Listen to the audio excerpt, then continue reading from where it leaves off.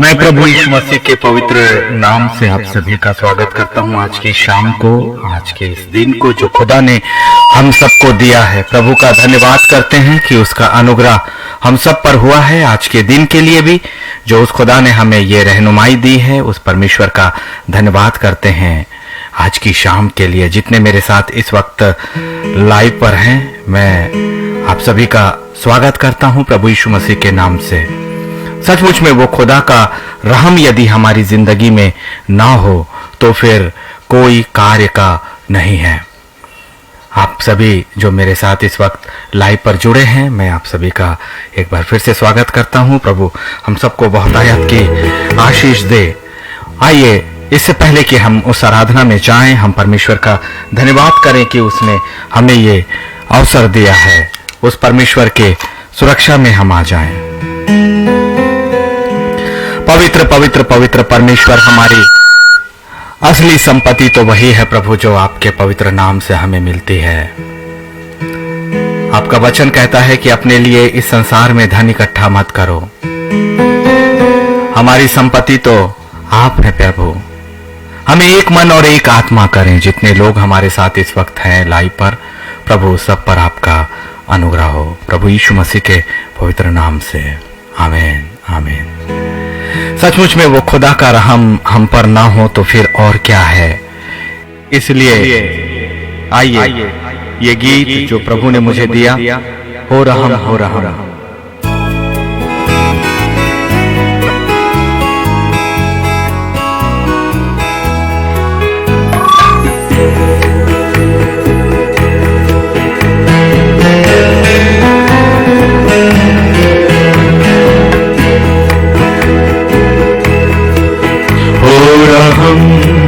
हो रहम मुझ पे तेरा रहम, रहम हो रहम मुझ पे तेरा रहम।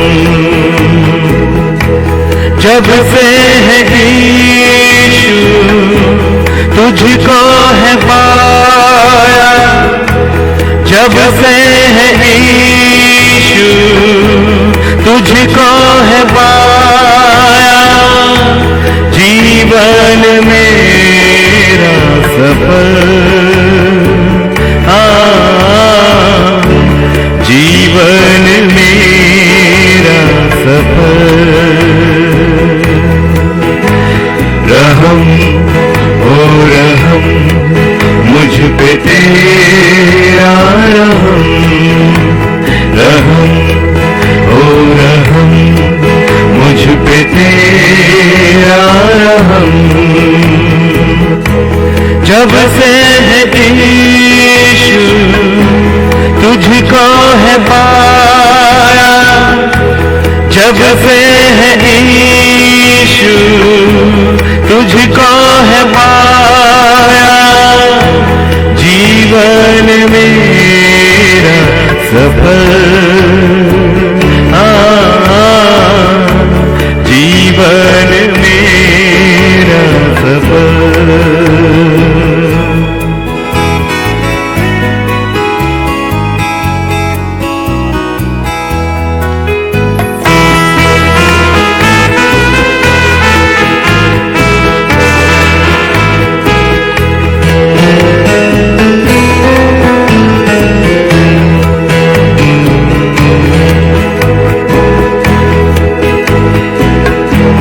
प्रभु तेरे प्यार को भूलूंगा ना मैं, तेरे कलाम को भूलूंगा ना मैं।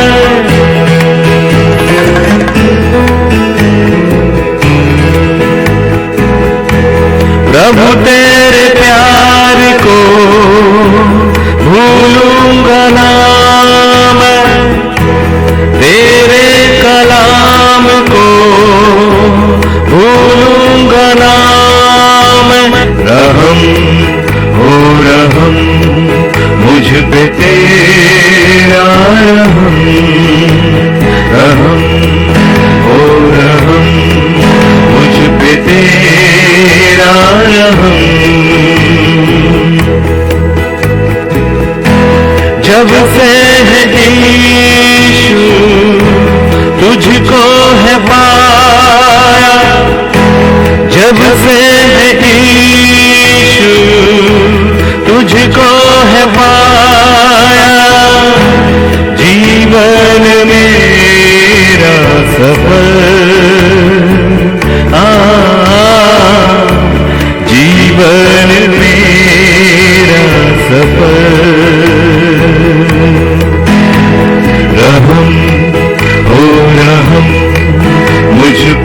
तेरा रहम, रहम ओ रहम, मुझ पे तेरा रहम।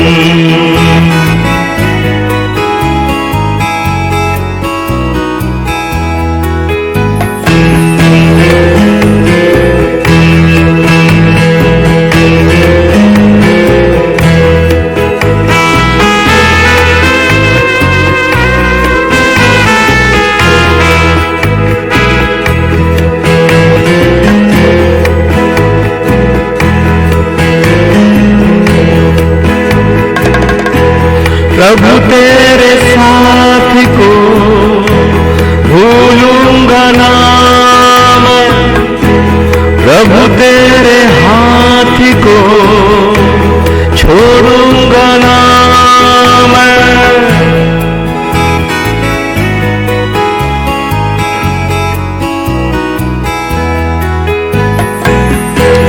प्रभु तेरे साथ को भूलूंगा ना मैं, प्रभु तेरे हाथ को छोड़ूंगा ना मैं। रहम ओ रहम, मुझ पे तेरा रहम, रहम ओ रहम, मुझ पे तेरा रहम। जब से है यीशु तुझको है पाया, जब से है यीशु तुझको है पाया, जीवन मेरा सफल, जीवन मेरा सफल। रहम ओ रहम, मुझ पे तेरा रहम, रहम ओ रहम, मुझ पे तेरा रहम, रहम ओ रहम, मुझ पे तेरा रहम, रहम ओ रहम, मुझ पे तेरा रहम।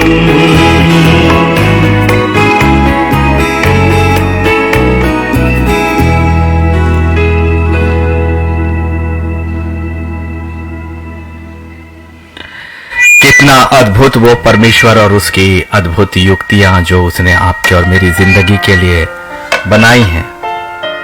अद्भुत कल्पनाओं का वो परमेश्वर जिसने आकाश और पृथ्वी की रचना करे।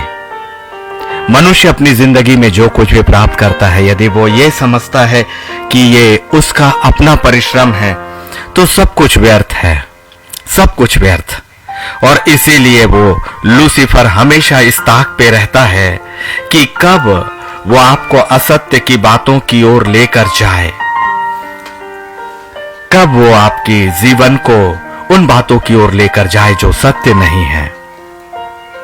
सबसे ज्यादा प्रार्थनाएं जो मेरे पास आती हैं वो यही कि हमें भूमि चाहिए, हमें घर चाहिए, हमें संपत्ति चाहिए, हमें नौकरी चाहिए, सारी बातें चाहिए। बहुत अच्छा है, परमेश्वर के लोग अधिकार रखते हैं इस पृथ्वी पर अपने परमेश्वर की ओर से पाने के लिए। लेकिन धन और संपत्ति परमेश्वर की ओर से मिले वही हमारे जीवन के लिए आशीषित होती है। लय व्यवस्था उसका 25 और उसका 23 कहता है, भूमि सदा के लिए तो बेची ना जाए, क्योंकि भूमि मेरी है और उसमें तुम परदेशी और बाहरी होगे। ये एक बड़ी सच्चाई जो आपकी जिंदगी के सामने खुदाबंद का कलाम रख रहा है। जिस भूमि को आप अपनी समझते हो, जिस पर अपना अधिकार समझते हो और जिसे आप कहते हो कि मैंने इसे अपनी इच्छा से हासिल किया, तो खुदाबंद कहता है कि भूमि मेरी है और उस पर तुम परदेशी हो, तुम परदेशी हो और तुम बाहरी हो।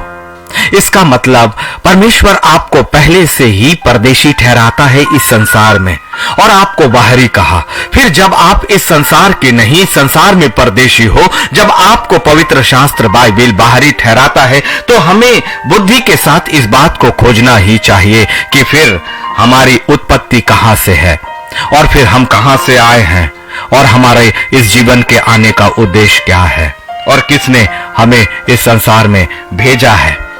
निश्चित तौर से यदि हम परदेशी हैं तो हमारा देश कोई और है, यदि हम बाहरी हैं तो फिर हम कहीं और के हैं, और वो वही है जिस स्वर्गीय साम्राज्य से परमेश्वर ने आपको इस संसार में भेजा, एक आत्मा के रूप में, ताकि आप उसके वचन के अनुसार अपनी जिंदगी को पूरा करो और इस संसार में भी आशीषित हो जाओ, फैलो, फूलो, फलो और इस पर अधिकार रखो। लेकिन एक दिन जब आपके शरीर से ये आत्मा निकल जाए तो वो परमेश्वर कहता है कि इस संसार की भूमि, इस संसार की संपत्ति मेरे अपने लोगों के लिए नहीं, क्योंकि उसने सबसे बड़ा धन, जो उसकी महिमा का धन है, जो उसके उपस्थिति का स्थान है, वो भूमि जो नए यरूशलेम की है, और उस पर आपके लिए एक रहने का स्थान जो यीशु मसीह ने कहा है, और जो बातें प्रभु यीशु मसीह के मुख से कही गई वो कभी भी खाली नहीं जा सकती। उसने कहा कि मेरा जाना अच्छा है, क्योंकि यदि मैं ना जाऊंगा तो वो पवित्र आत्मा तुम्हारे लिए नहीं आएगा, और उसने कहा कि मैं तुम्हारे लिए जगह तैयार करने जाता हूं। और इसलिए लय व्यवस्था 25 और 23 में एक सच्चाई आपके लिए है कि जिससे आप भूमि समझते हो, वो खुदा कहता है उसे बेचो मत, जो तुम्हारी संपत्ति है उसका सौदा मत करो, क्योंकि ये भूमि मेरी है और उसमें तुम परदेशी और बाहरी हो। ये एक भेदों को बताने वाली बातें हैं जो परमेश्वर के सिंहासन के सामने हैं। नीति वचन 19 और उसका 14 कलाम यदि मैं आपके सामने रखूं तो परमेश्वर कुछ और सच्चाइयों को कहता है कि घर और धन पुरखाओं के भाग में, धन और घर और धन पुरखाओं के भाग में, परंतु बुद्धिमती पत्नी यहोवा ही से मिलती है। इसमें कुछ भेद हैं, कुछ बातें हैं। जिसे हम घर कहते हैं और धन कहते हैं वो पुरखाओं के भाग से है, परंतु जिसे आप अपना घर और घर के अंदर एक परिवार कहते हो, एक जीवन कहते हो, वे एक पारिवारिक जिंदगी से ही है। और पत्नी यहां पर एक उपमा है, ये नहीं कि वो पत्नियों के लिए ही कहा गया है, वो पतियों के लिए भी कहा गया है। और पत्नी एक उपमा है, ये नहीं कि वो बच्चों के लिए नहीं कहा गया है। यदि हमने भूमि हासिल करी, यदि हमने संपत्ति हासिल करी, लेकिन इस संसार में यदि हमने परमेश्वर की योजनाओं का एक परिवार नहीं हासिल किया, यही आपका सबसे असली और सबसे मूल धन है। जिस चीजों के पीछे मनुष्य भागता चला जा रहा है अपनी जिंदगी में, यहां तक कि उसने अपने निर्माण अपने सृष्टिकर्ता को भी अपने मन, मस्तिष्क और विचारों से दूर रख दिया। कितनी बड़ी बात है कि इस संसार की संपत्ति और परमेश्वर के साम्राज्य की संपत्ति में जमीन और आसमान का अंतर है। परमेश्वर ने आपको इस संसार में भी जरूर अधिकार और आशीष दिया है, लेकिन कुछ गहरी भेदों के अंदर पवित्र आत्मा हमें आज की शाम लेकर जाना चाहता है। और उसके जाने से पहले नीति वचन 3, 5 और 6 हर बार के कलाम के सामने आज भी है कि तू अपनी समझ का सहारा मत लेना, परंतु संपूर्ण मन से परमेश्वर यहोवा पर भरोसा करना, क्योंकि आत्मिक साम्राज्य और आत्मिक साम्राज्य की बातें सामान्य मस्तिष्क और विचारों में ना तो समझी जा सकती है, ना बूझी जा सकती है, और ना ही एक सामान्य मनुष्य जिसने अपनी आत्मा को अपने परमेश्वर के सामने नहीं किया है, वो कभी भी समर्पण नहीं कर सकता, क्योंकि चुना जाना परमेश्वर की ओर से है। आपने नहीं, परंतु उसने चुना है, और हर एक के लिए उसने एक आत्मिक जिंदगी को निर्धारित किया है। लेकिन ये अनुग्रह और अनुग्रह का अपना एक समय होता है, और हर एक के लिए परमेश्वर ने एक बुलाहट दी है। इसलिए एक असली संपत्ति के विषय में आज पवित्र आत्मा हमें अंदर तक लेकर जाता है। एक बुद्धिमती पत्नी यहोवा ही से मिलती है, और पत्नी एक संबंध है, पत्नी एक रिश्ता है जो विवाह के रिश्तों के बाद आता है। यदि आपने घर भी बना लिया, यदि आपने धन भी प्राप्त कर लिया, यदि आपने अपने परिश्रम से या अपने उत्तराधिकार से इन बातों को हासिल किया, लेकिन यदि आपने परमेश्वर की योजनाओं को, जिस योजनाओं में परमेश्वर ने एक परिवार की कल्पना की है, वो घर ही घर क्या जहां पर एक परमेश्वर की योजना का परिवार ना आए, वो धन और संपत्ति ही क्या जिसमें रहने वाले लोग एक परमेश्वर की योजनाओं का परिवार ना बना सके, तो सब कुछ व्यर्थ है, सब कुछ व्यर्थ है और सब कुछ व्यर्थ है। हम भाग रहे हैं अपनी जिंदगी में इंसानी रिश्तों के पीछे नहीं, परंतु अपने मन की कल्पनाओं पर, अपने परमेश्वर की योजनाओं में नहीं, अपनी योजनाओं को, अपने परमेश्वर की समझ को नहीं, परंतु अपनी समझ को। इसीलिए बहुत अरबों और करोड़ों की संपत्तियों को हासिल करने के बाद भी एक दिन कभी ऐसा होता है कि सब कुछ जैसा था वैसा सब कुछ छीन जाता है। जैसे अय्यूब के पास सब कुछ था, लेकिन एक दिन वो सब कुछ छीन गया। लेकिन वो तो अय्यूब था जो विश्वास में खरा उतरा। वैसा ही विश्वास में खरा उतरने वाले लोगों में क्या हमारा विश्वास भी शामिल होने वाला है कि नहीं होने वाला है? और असली धन और असली संपत्ति जो परमेश्वर के कलाम के अनुसार है, वो कौन सी है? वो कौन सी है?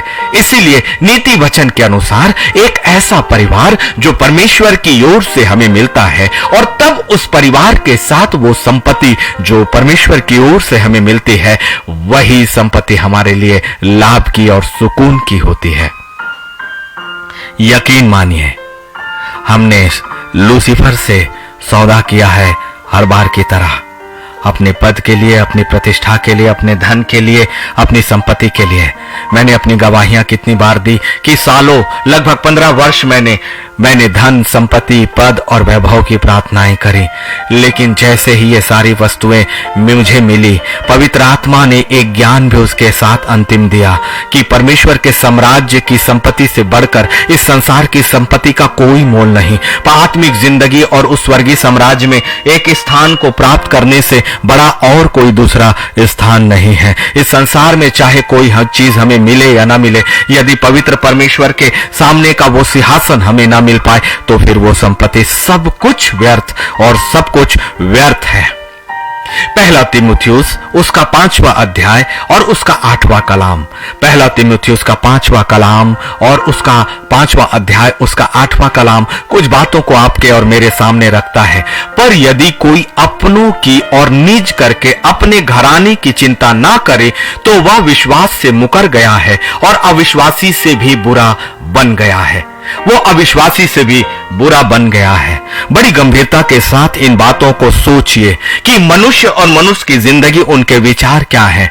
जब परमेश्वर उन्हें परिवार देता है, जब परमेश्वर उन्हें सम्मान देता है, जब परमेश्वर उन्हें अपनी योजनाओं का पति और पत्नी देता है, जब परमेश्वर अपनी योजनाओं से उसे फलता और फूलता करता है और उसके बच्चों की आशीष देता है, तब उनमें से पति या पत्नी अपने जीवन, अपने व्यक्तिगत जिंदगी की लालसाओं में अपने आप को डालकर उस लूसीफर की ओर बढ़ता है। उसे लगता है कि ये सारी बातें तो थम जाएंगी, ये सारी बातें मैनेज हो जाएंगी। लेकिन पहला तीमुथियुस 5 और उसका 8वां कलाम कुछ सच्चाई को आपके सामने रखता है। यदि कोई अपनों की और नीच करके अपने घराने की चिंता ना करे, यदि आपने अपनों की चिंता नहीं करी, यदि आपने अपने घराने की चिंता नहीं करी, तो परमेश्वर कहता वो विश्वास से मुकर गया है और अविश्वासी से भी बुरा बन गया है। ज्यादा अच्छा है, हमसे ज्यादा अच्छे हैं जो अविश्वासी हैं, जो परमेश्वर को नहीं जानते, जो उस पर विश्वास नहीं करते, लेकिन जो खुदा को और उसके स्वर्गीय साम्राज्य को जानते हैं। वो ये जानते हैं कि उनकी ये संपत्ति इस स्थान पर परमेश्वर की आशीष है और उसे संभाल कर रखना संपत्तियों में केवल भूमि नहीं है, संपत्तियों में केवल एक मकान नहीं है, संपत्तियों में केवल गाड़ियां नहीं है, लेकिन यदि परमेश्वर की इच्छा का एक परिवार और परमेश्वर की योजनाओं में जब परमेश्वर आपको एक पति और पत्नी और बच्चे और एक परिवार देता है, यदि हमने उसकी प्रॉपरली, उसकी सही तरीके से हमने देखभाल नहीं किया, तो यह संपत्ति सब कुछ व्यर्थ है।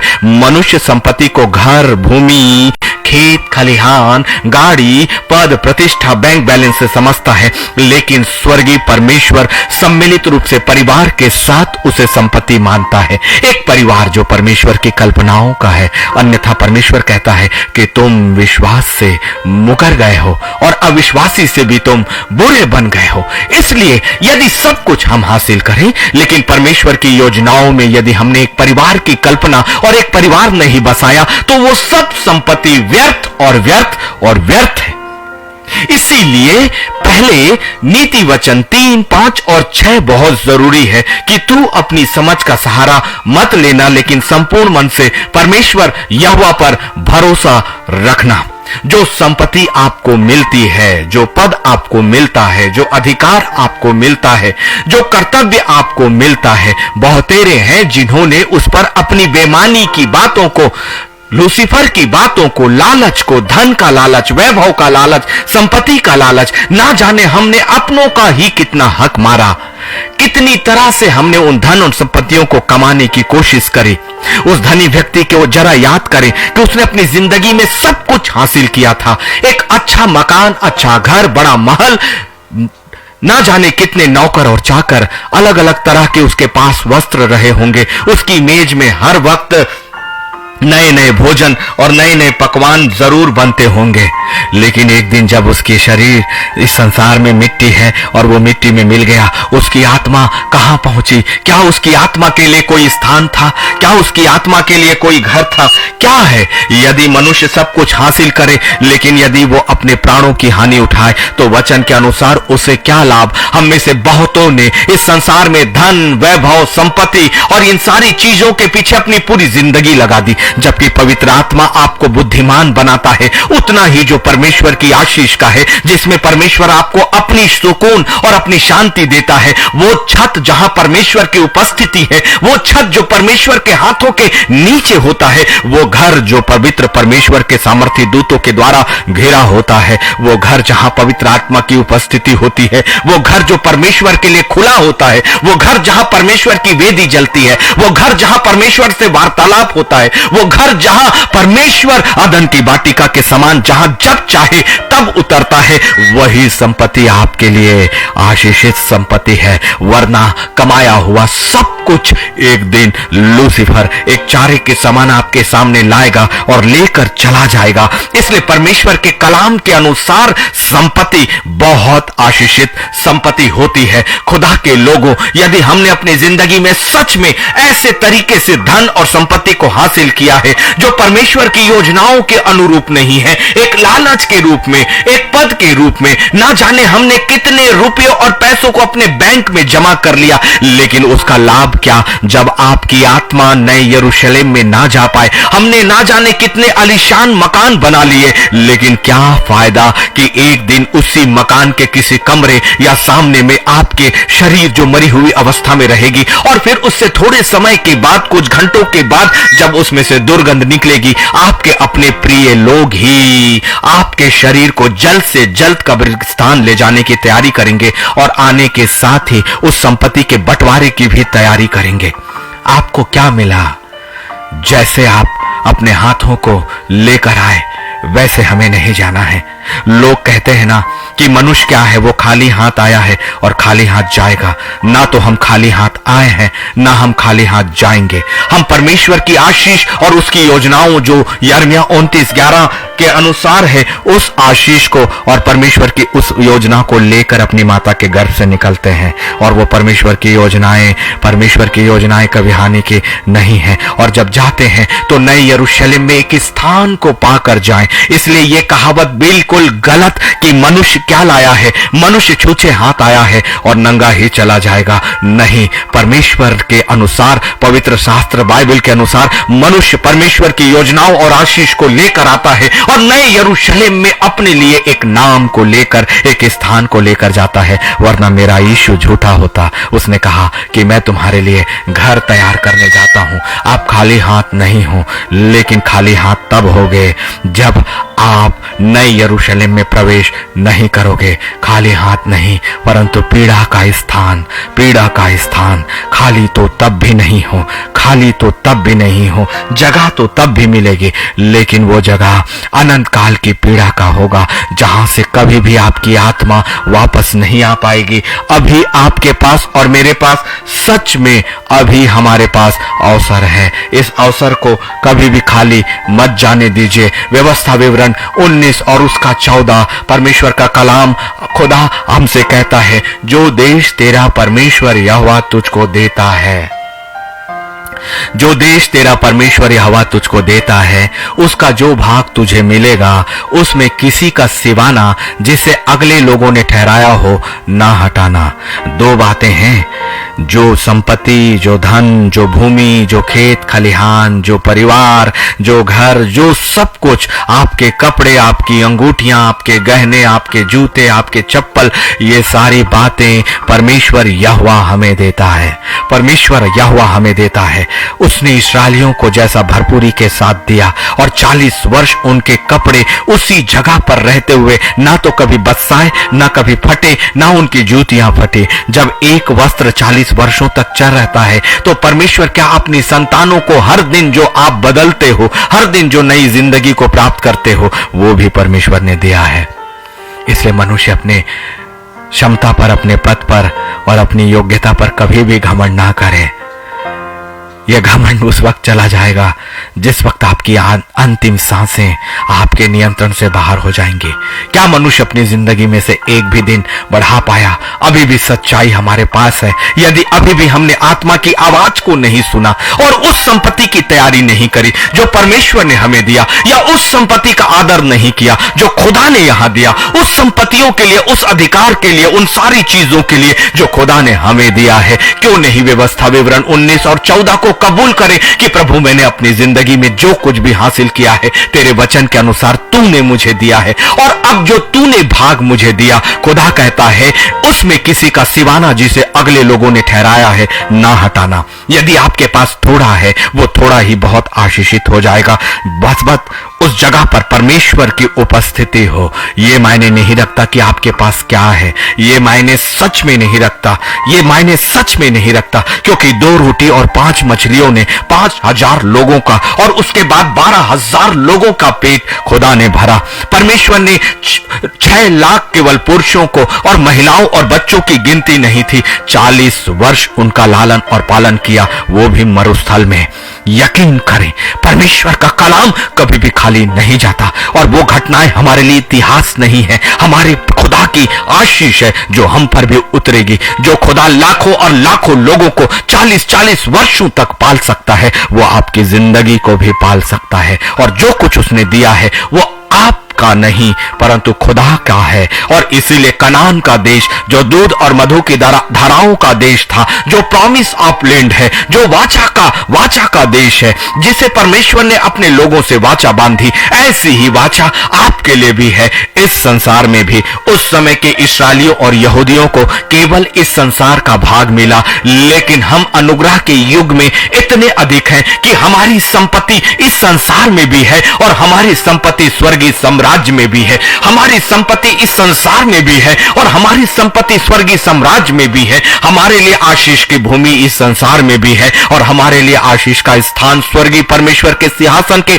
सामने भी है। हमारे लिए छत और घर इस संसार में भी है और हमारे लिए हमारे खुदा की छाया उस स्वर्गीय स्थान में वहां पर भी है। हमारे लिए हमारे घर का 4 दीवारी यहां पर भी है, लेकिन हमारे लिए स्वर्गीय साम्राज्य में सामर्थ्य स्वर्गदूतों का बाड़ा हमारे लिए है। हमारे लिए इस संसार की हर एक वस्तु में सांसारिक आग है, लेकिन हमारे लिए स्वर्ग में एक स्वर्गीय आग भी है जो पवित्र परमेश्वर की वेदी के सामने जलती है। हमारे लिए हमारे धन की सुरक्षा यहां पर है, लेकिन हमारा सबसे बड़ा धन यीशु मसीह का लहू हमारे लिए स्वर्गीय स्थानों में है। ये दोनों संपत्तियों में कोई तुलना नहीं, लेकिन जो उसके स्वर्गीय साम्राज्य पर विश्वास करते हैं उन्हें परमेश्वर इस संसार में भी सब कुछ देगा। वही बातें, वही आशीषें जो स्वर्ग की है इस संसार में भी आपके लिए है। हमने लूसीफर से समझौता किया, लालच की आत्मा में आया और जो बहुत हमें मिल सकता है उससे बहुत थोड़ा हम पाते हैं और उसको फिर खो भी देते हैं। अपनी सारी जिंदगी इस संसार के धन, वैभव,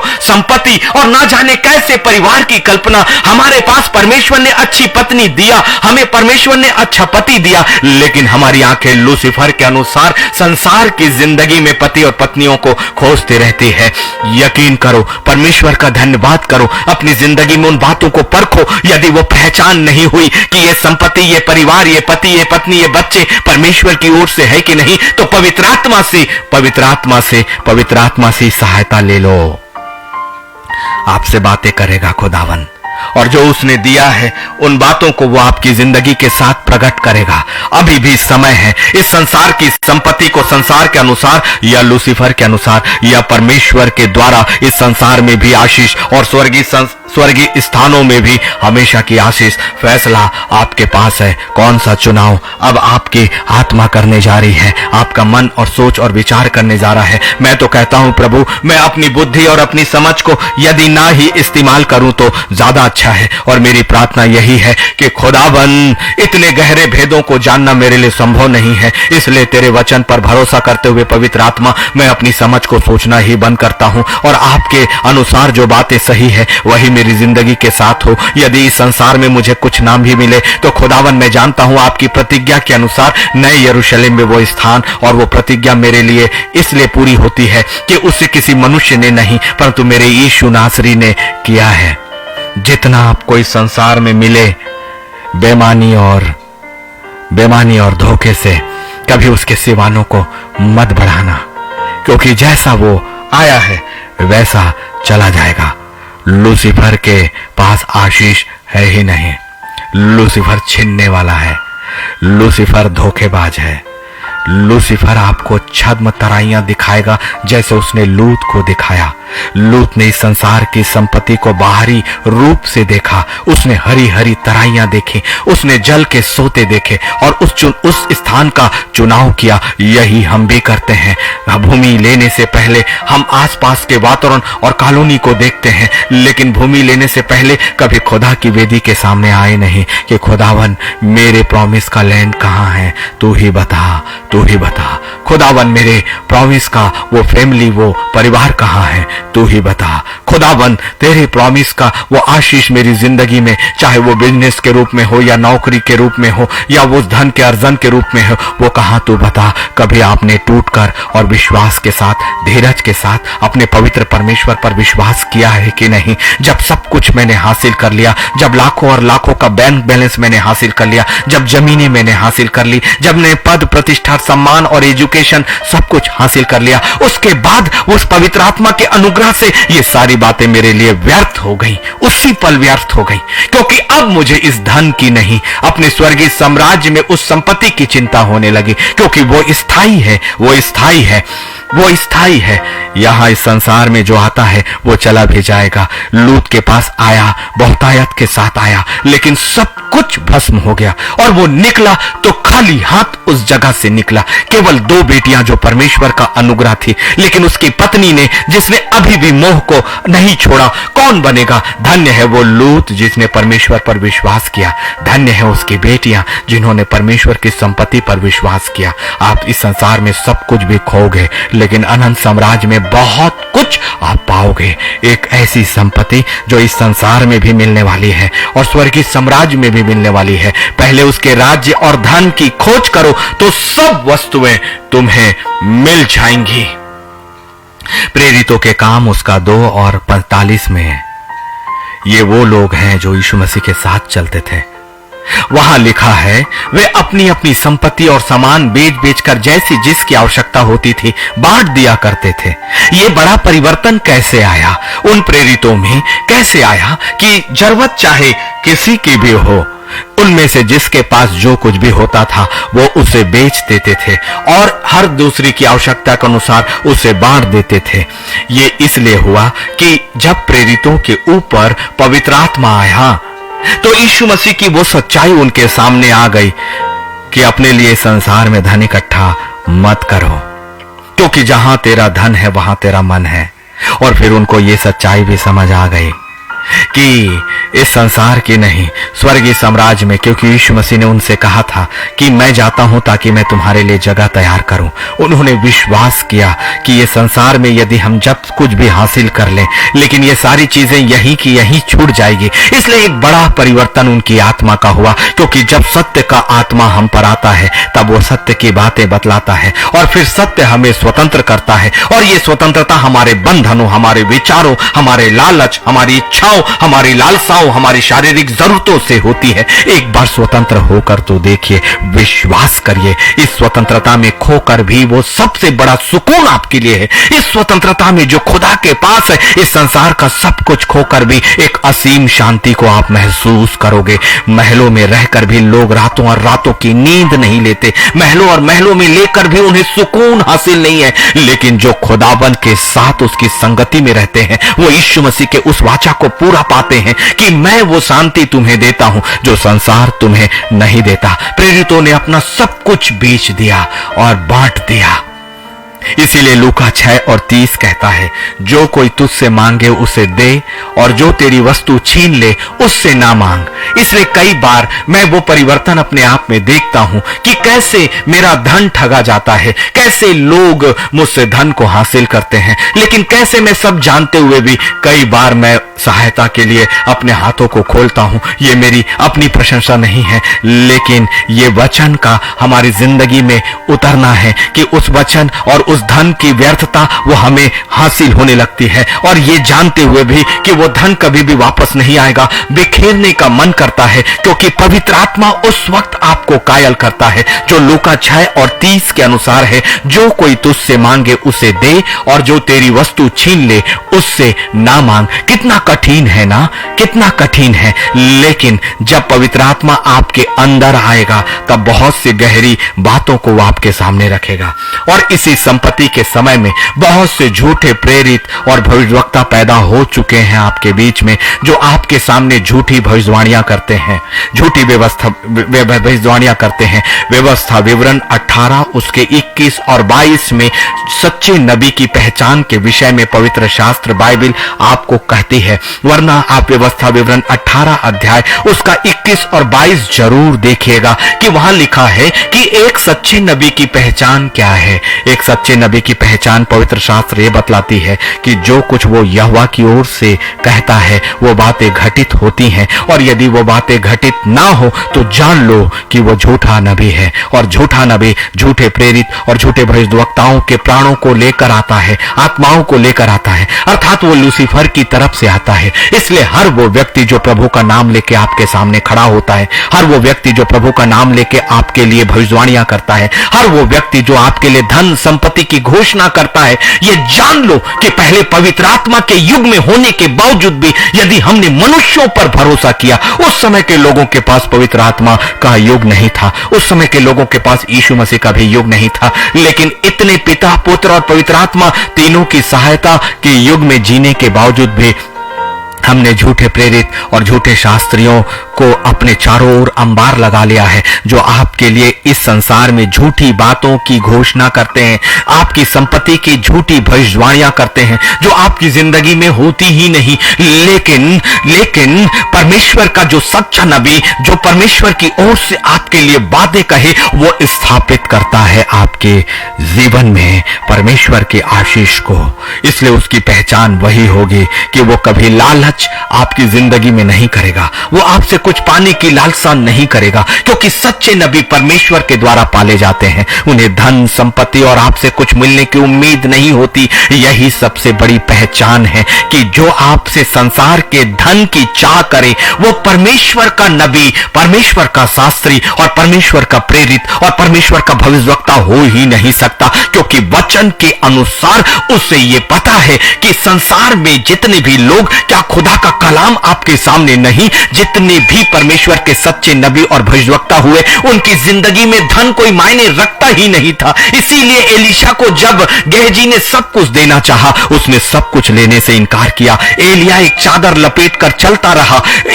ये सारे वो खुदा के लोग हैं। यिर्मयाह भी अपने 9 वर्ष की आयु से बुलाया गया, साधारण जिंदगी इन्होंने जिया क्योंकि इन्हें आवश्यकता ही नहीं। लेकिन जो भविष्यवक्ता आपसे धन और बड़े धन की चाह करे और मांग करे, जो प्रेरित आपसे धन और बड़े बड़े धन का मांग करे, चाहे वो भवनों के रूप में हो, चाहे वस्त्रों के रूप में हो, चाहे किसी भी रूप में हो, चौकस रहो, चौकस रहो, चौकस रहो। परमेश्वर अपने नबियों को पालना जानता है। क्या कराहत नाले में परमेश्वर ने एलिय्याह को नहीं पाला? परमेश्वर अपने सच्चे नबी की सुरक्षा जानता है। परमेश्वर अपने सच्चे नबियों को जानता और उनके द्वारा जो बातें वो कहता वो अंत और अंत नहीं परंतु उसी वक्त पूरा होती है। इसलिए झूठे शास्त्रियों से चौकस रहो जो आपकी संपत्तियों की घोषणा करेंगे, बल्कि वो आपकी संपत्तियों की घोषणा करके आपकी संपत्तियों को हड़प लेंगे। लूका 20 और उसका 46 है जहां से मैंने इन बातों को लिया जो पवित्र आत्मा ने मुझसे कहा कि इस बात को मैं आपके सामने रखूं। यहां लिखा है लूका 20 और उसके 46 में, शास्त्रियों से चौकस रहो जिनको लंबे लंबे वस्त्र पहने हुए फिरना भला लगता है। वो एक रूप धरते हैं परमेश्वर के जनों का। वो नकली एपोद पहनते हैं जो वास्तव में परमेश्वर के याजकों और महायाजकों को दिया गया था एक आदर, लेकिन हम एक वस्त्र पहनते हैं धर्म गुरुओं का, और जिन्हें बाजारों में नमस्कार और सभाओं में मुख्य आसन और जेवनारों में मुख्य स्थान प्रिय लगते हैं। उन्हें समाज में सम्मान चाहिए, समाज में उन्हें स्थान चाहिए, बाजारों में उन्हें स्थान चाहिए, उन्हें लोगों का अटेंशन चाहिए, उन्हें नमस्कार चाहिए। याद करिएगा, मैं खुदा के लोगों का अपमान नहीं कर रहा हूं, लेकिन उन लोगों का, उन शास्त्रियों से चौकस रहो जिनके विषय में पवित्र शास्त्र बाइबल अर्थात पवित्र आत्मा आपको और मुझे आगाह कर रहा है। मेरी बातें भी आप कबूल तब तक ना करना जब तक कि वो वचन के अंदर से ना हो। लूका 20 और 46 शास्त्रियों से चौकस रहो जिनको लंबे लंबे वस्त्र पहने हुए फिरना भरता है और जिन्हें बाजारों में नमस्कार और सभाओं में मुख्य आसन और जेवनारों में मुख्य स्थान भाता है। और लूका 20 और उसका 47 आगे कहता है, वे विधवाओं के घर खा जाते हैं और दिखाने के लिए बड़ी देर तक प्रार्थना करते रहते हैं, ये बहुत ही दंड पाएंगे। वो कंगालों का भी खा जाएंगे, वो विधवाओं का भी घर खा जाएंगे और दिखाने के लिए बड़ी देर तक वो प्रार्थना करेंगे। इनकी पहचान आप अपने स्वभाव से नहीं कर सकते। वो आपकी संपत्तियों की झूठी भविष्यवाणियां करेंगे और आपकी संपत्ति का हिस्सा खा जाएंगे। वो आपको वर्षों प्रार्थनाओं में लगा कर रखेंगे और आपसे धन हासिल करते रहेंगे। उनके लिए इस संसार का धन सबसे महत्वपूर्ण, जबकि वचन के अनुसार आत्मिक साम्राज्य में धन और स्थान हमारे लिए सबसे ज्यादा महत्वपूर्ण है। इसलिए क्यों नहीं ऐसे शास्त्रियों और प्रेरितों के वचनों पर आए जो आपको आपके स्वर्गीय धन की ओर प्रेरित करते हैं।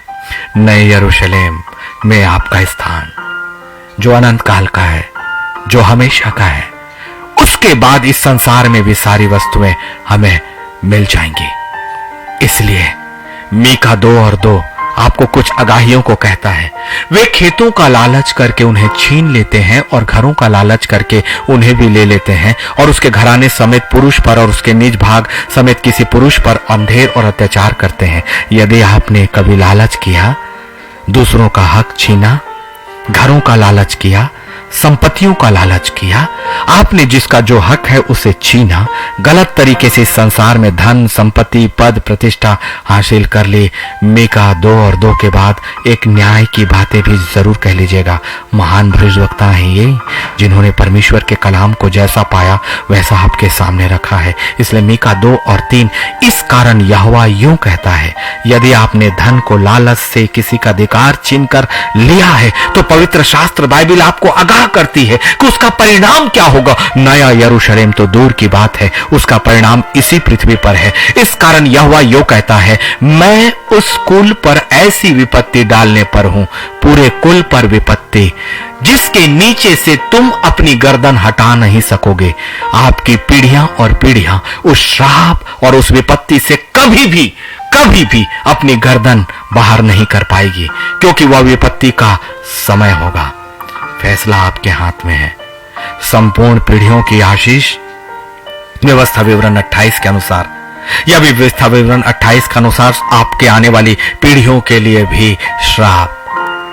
संपत्ति वही जो परमेश्वर की योजनाओं का हो, संपत्ति वही जो परमेश्वर की ईमानदारी से, उसके अधिकार से, उसकी आशीष के रूप में मिला, वो थोड़ी ही सही लेकिन हमारे लिए फलवंत होगी। और सबसे बड़ी चीज, स्वर्ग में हमें वो स्थान, वो जगह, वो घर हमें मिलेगा।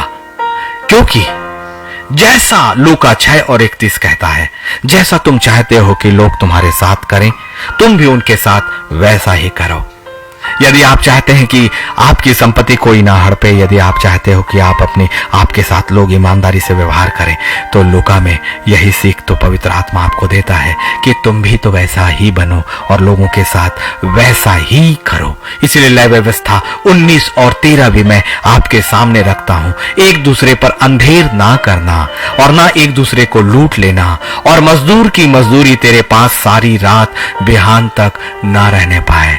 जिसका हक जो आपको देना हो वो हक ईमानदारी से दीजिए, क्योंकि आपका हक तब परमेश्वर नए यरूशलेम में आपको भी पूरी ईमानदारी से देने जा रहा है। यदि हम चाहते हैं कि हमें नए यरूशलेम में भी संपत्ति मिले, तो इस संसार की संपत्ति जो खुदा ने हमें दी है उसकी देखभाल करना, उस परिवार की भी जो एक संपत्ति है परमेश्वर की ओर से जो हमें मिली है उसकी उचित देखभाल करना और सही तरीके से उन सिवानों को रखना जो सिवाना परमेश्वर ने हमारे लिए तय किया है। यकीन करें, इब्रानियों 10 और 35 में आपके लिए वाचा है परमेश्वर की। यदि आप इन बातों में भी रहकर यदि सिमट कर रहते हो, इस संसार में यदि थोड़ी सी जिंदगी, थोड़ा सा आशीष ही आपकी जिंदगी में है, तो भी वो परमेश्वर के साम्राज्य में एक बड़ा प्रतिफल लेकर आएगा। शैतान के बड़े बड़े उन प्रतिफलों से, शैतान की उन लालसाओं से जो उसने लूत के सामने दिखाया, उन हरी तराइयों से, उन सोतों से कोई लाभ नहीं। एक दिन सदोम और अमोरा के समान अनंत काल की झील में वो आग ही और अनंत काल का पीड़ा और अनंत काल के लिए जलन आपके और मेरा इंतजार करेगी। इसलिए इब्रानियों 10 और 35, सो अपना हियाव ना छोड़ो क्योंकि उसका प्रतिफल बड़ा है। एक बड़ा प्रतिफल नए यरूशलेम में, उस संपत्ति जो खुदा ने प्रतिज्ञा की। और इसीलिए इब्रानियों 10:35 के बाद क्या है, सो अपना हियाव ना छोड़ो क्योंकि उसका प्रतिफल बड़ा है। और 10:36, क्योंकि तुम्हें धीरज धरना अवश्य है ताकि परमेश्वर की इच्छा को पूरी करके तुम प्रतिज्ञा का फल पाओ। और प्रतिज्ञा का फल क्या है? नए यरूशलेम में आपकी संपत्ति, आपके नाम की जगह, आपके नाम का घर जो यीशु ने आपके लिए बना कर रखा है। इसलिए हमें उस खुदा पर भरोसा करना है। और ये एक बात जो खुदा आज अंत करता है, 1 कुरिन्थियों 10 और उसके 26 से, 1 कुरिन्थियों 10 और 26 से, क्योंकि पृथ्वी और उसकी भरपूरी प्रभु की है। पृथ्वी और उसकी भरपूरी प्रभु की है। दो बातें, ये बातों में परमेश्वर आपसे वार्तालाप कर रहा है। एक तो ये कि मनुष्य कभी भी अपनी क्षमता, अपनी ताकत पर घमंड ना करे कि उसने अपने संसार में बड़ी संपत्ति को हासिल कर लिया है, बड़े वैभव और धन को हासिल कर लिया है। क्योंकि खुदावन एक सच्चाई आपकी जिंदगी और आपने जो कुछ भी पाया उसकी एक बड़ी सच्चाई, एक कड़वाहट आपके सामने लेकर आ रहा है। क्योंकि पृथ्वी और उसकी भरपूरी प्रभु की है। यदि इस वचन पर विश्वास करके जो कुछ भी आपको खुदा ने दिया, चाहे वो बढ़ती का हो चाहे घटती का हो, यदि आपने उसे परमेश्वर के सिंहासन के सामने स्वीकार किया कि प्रभु मुझे जो कुछ भी मिला, चाहे मैं बढ़ूं या घटूं, सब कुछ इस पृथ्वी पर जो मुझे मिला वो मेरे लिए भरपूर है। क्योंकि ये पृथ्वी और उसकी भरपूरी प्रभु तेरी है। और जब ये धन्यवाद आप इस संसार में खुदा को देते हो, आपका जो कुछ भी है, जितना भी है, परमेश्वर के साम्राज्य में थोड़ा भी बहुत है। एक छोटी सी भूमि, एक झोपड़ा, एक कपड़ा, एक जोड़ी वस्त्र, एक जोड़ी जूते, फटे और चिथड़े चीजें भी जहां खुदा है वहां सब कुछ है। क्योंकि लाजर भी तो फटे और चिथड़ों में पड़ा रहा, उसे इस संसार में तो एक घर भी नसीब नहीं था, उसे इस संसार में एक कपड़ा भी नसीब नहीं था, उसे इस संसार में जूते भी नसीब नहीं थे, यहां तक कि कोई व्यक्ति भी उसके साथ नहीं था और कुत्ते उसके घावों को चाटते थे। ये मैं नहीं, सत्य बतलाता है, वचन बतलाता है। लेकिन परमेश्वर ने उसे कितना बड़ा घर दिया, एक ऐसा स्थान जहां कभी पीड़ा ही नहीं हुई। कौन सी संपत्ति उस धनवान व्यक्ति की संपत्ति की लाजर की संपत्ति, कौन सी संपत्ति हमारे लिए बेहतर और स्थायी है? कौन सी संपत्ति? लाजर की संपत्ति कहां रही? इसी पृथ्वी पर। और उसकी आत्मा कहां गई? अनंत काल की झील में। उस धनी व्यक्ति की और लाजर की संपत्ति क्या थी इस पृथ्वी पर? कुछ भी नहीं। लेकिन उसे कौन सा बड़ा धन मिला, एक ऐसा बड़ा धन जिसे संसार के बड़े से बड़े धनी लोग भी हासिल नहीं कर सकते।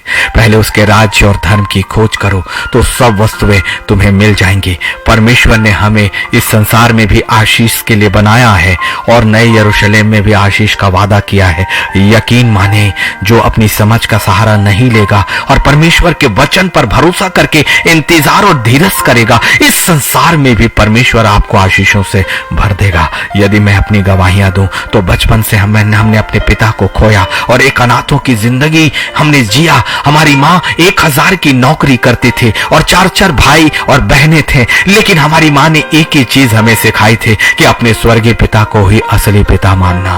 मेरे पास ये क्षमता नहीं कि तुम्हें मैं उन सारी बातों से भर सकूं, लेकिन परमेश्वर ने सुलेमान को धन और वैभव दिया था, इसलिए सुलेमान के समान बुद्धि और ज्ञान और उस वैभव को मांग लेना, क्योंकि वही तुम्हारा पिता है। ये बचपन की सीख ने बचपन से हमें अपने परमेश्वर के नजदीक मांगना सिखाया और इस संसार की चीजों को नहीं। जब लोग और रिश्तेदार हमारा अपमान करते थे कि तुम्हारे पास पहनने को नहीं है, तुम्हारे पास अच्छी चीजें नहीं है, तुम्हारे घर में टीवी नहीं है, तुम्हारे घर में फ्रिज नहीं है, तुम्हारे घर में नए कपड़े नहीं है, क्रिसमस में तुम्हारे पास खाने को नहीं है, उस वक्त परमेश्वर के सामने ये संसार की चीजें नहीं, वो बातें जो एक आत्मिक माता पिता अपने बच्चों को सिखाते हैं कि अपने लिए इस संसार में धन नहीं परंतु स्वर्गीय साम्राज्य में।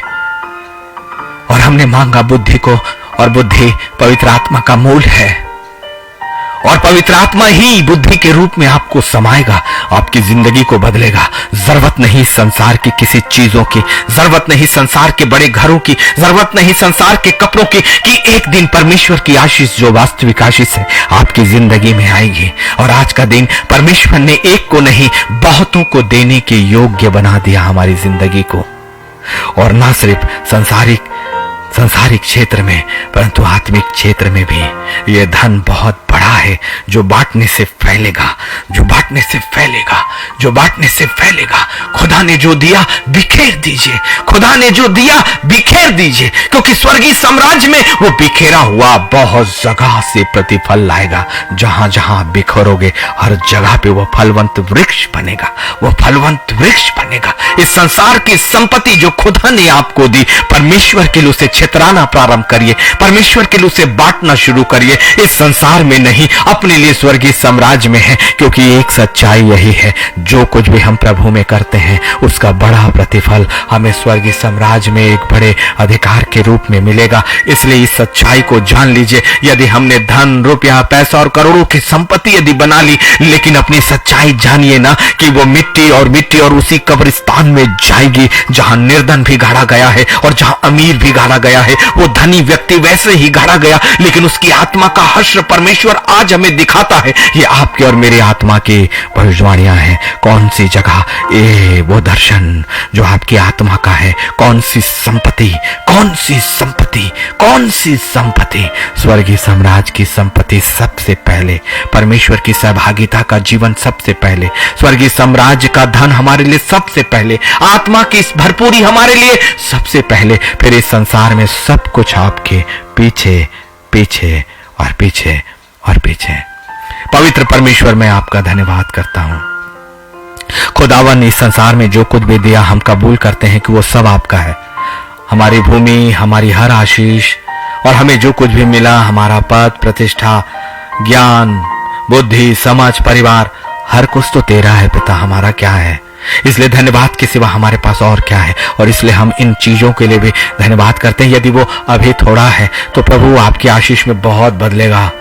एक जगह जहां पर इस्राएली बंधुआ थे प्रभु, वो बंधुआ भी तो मिस्र का राजा बना दिया गया पिता। वो दास जो कभी दूसरों की नौकरियां करता था, संपूर्ण साम्राज्य का मालिक बना, बड़ी भूमि का मालिक, जो कभी उसने सोचा भी नहीं था। ऐसा ही धन हमें भी चाहिए। जैसे यूसुफ ने पहले तेरी दृष्टि को देखा प्रभु, तेरे सिंहासन की ओर देखा, तो इस संसार में भी अथाह चीजें उसे मालूम हुई। इतनी सच्चाइयों को जानने के बाद भी यदि हमने अपनी आत्मा को उस पवित्र सिंहासन के सामने नहीं लाया तो क्या लाभ। यूसुफ की जिंदगी हमारे सामने है, अब्राहम की जिंदगी हमारे सामने है खुदावन। एक भेड़ बकरी चराने वाला दाऊद इस संपत्ति का ऐसा मालिक बना, सुलेमान ऐसी संपत्तियों को रखने वाला बना प्रभु, जिसके बराबर किसी के पास धन ही वैभव नहीं था। और उसके पास सबसे बढ़कर तेरे स्वर्ग का वो बहुतायत की आशीष, वो बुद्धि भी उसने पाई। पहले उसके राज्य और धन की खोज करो तो सब वस्तुएं तुम्हें मिल जाएंगी। ये वचन हमारे हृदय से कभी भी खाली ना जाए, कभी भी बाहर ना जाए। ये मध्यस्थता की प्रार्थना है हमारे जीवते परमेश्वर। इसी वक्त हमें स्वर्ग में संपत्ति चाहिए, इसी वक्त हमारा नाम स्वर्ग में चाहिए। स्वर्ग में स्वर्ग के परमेश्वर, इस संसार में हमारा नाम हो या ना हो, हमारा न्यायी परमेश्वर आपकी वेदी के सामने और अनंत काल के उस स्वर्गीय स्थान में जहां कोई पीड़ा और आंसू नहीं है खुदावन, हमारी संपत्ति वही है, वही है, वही है जिसकी कीमत भी हमने नहीं चुकाई, जिसकी कीमत हमारे यीशु ने हमारे लिए पहले ही चुका दी है। प्रभु सिर्फ और सिर्फ आपका धन्यवाद मेरे यीशु, आपका धन्यवाद पवित्र आत्मा, आपको उन भेदों को बताने के लिए धन्यवाद। इस संसार की संपत्ति हमें मिले या ना मिले, इस संसार की जिंदगी हमें मिले ना मिले, प्रभु आपसे रिश्ते कभी भी कभी भी कभी भी नहीं, कभी भी नहीं, कभी भी खाली नहीं जाएंगे। प्रभु आपसे जुड़े बगैर हम जिंदा नहीं है। आप क्या पवित्र आत्मा यदि हमें सांसें ना दे तो ये संसार की सांसें हमारे लिए व्यर्थ है प्रभु, सब कुछ व्यर्थ, सब कुछ व्यर्थ। इसलिए हमारी आंखों को उन प्रतिज्ञा के देशों पर बना कर रखे प्रभु। हमारी दृष्टि केवल संसार के धन पर नहीं, तेरे स्वर्गीय साम्राज्य और तेरे स्थायी धन पर लगी रहे। तेरी गोद राजा, जिस गोद पर तूने अब्राहम को और मूसा को बैठा कर रखा है, वो मेरा धन है, वो हमारे अपने लोगों का धन है। तेरी गोद पिता, तेरे सिंहासन का स्थान, यीशु नासरी आपके पवित्र वेदी के सामने का वो स्थान जो आपने हमें अधिकार के साथ दे दिया, वो हमारा धन, वो हमारा धन। हमारे यीशु का नाम हमारा धन, उसका पवित्र लहू हमारा धन, और पवित्र आत्मा वो हमारा धन, और खुदावन का वो वेदी के सामने की आग हमारा धन है। हमें वही चाहिए पिता, वही चाहिए। कबूल करें जितने लोग इस वक्त विश्वास के साथ हैं प्रभु, जिस घरों पर अभी बीमारियां हैं, जिस घरों पर प्यारे पिता संपत्तियों की कमियां हैं, जिन घरों पर प्रभु कर्जे की बाढ़ आ गई है, पवित्र आत्मा अभी इसी वक्त उन जगहों पर अपना कब्जा करें। इसी वक्त प्रभु यदि कोई शरीर खाली है और वो शरीर में बीमारियों ने अपना कब्जा किया है, यीशु के नाम पर उस शरीर पर पवित्र आत्मा का धन, पवित्र आत्मा की उपस्थिति और यीशु का पवित्र बाणा हमें चाहिए। वही हमारा धन है, क्योंकि यीशु का लहू हमारे लिए सामर्थ है। ऐ मेरे खुदावन, जितने बड़ी आशा के साथ आपसे एक नए धन को मांग रहे हैं, नए परिवार को मांग रहे हैं, नए विवाह को मांग रहे हैं खुदावन, ये सारी बातें जो मनुष्य अपनी जिंदगी में इस संसार में हासिल करता है, सब कुछ आपका अपना निज भाग है प्रभु। और यदि आपके भागों में से हमें आपकी ओर से मिले, चाहे वो परिवार हो, चाहे पति हो, चाहे पत्नी हो, चाहे बच्चे हो, चाहे चंगाई हो, चाहे घर हो, चाहे भूमि हो, चाहे कर्जों से उतारा हो प्रभु, तू उस जगह पर उपस्थित कर और अपने लोगों को छुड़ा मेरे खुदावन, जैसे तूने मिस्रियों की बंधवाई से छुड़ाया था। यदि किसी का घर बंधवा है, यदि के कर्जों में बंधवा है, यदि किसी का शरीर बंधवा है, प्रभु ने आजाद कर तेरी सामर्थ उनके जीवन में उतर जाए। हर एक कर्ज को लाने वाली आत्माएं यीशु के नाम से बाहर रहे, हर एक बीमारियों में उन्हें बांधने वाली आत्माएं